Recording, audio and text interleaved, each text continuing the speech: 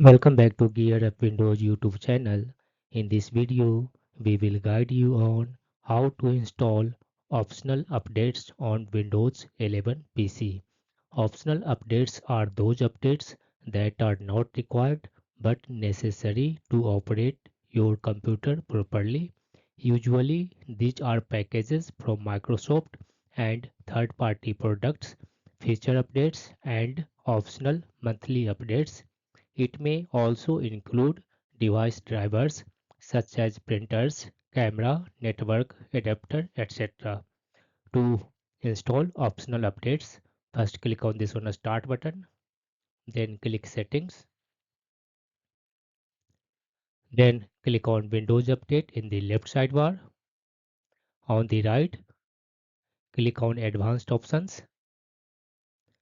Under Additional Options, you will find Optional Updates. Click on this one option. Again, click on Other Products. Check the optional updates and then click on download and install to download and install that updates on your Windows 11 PC.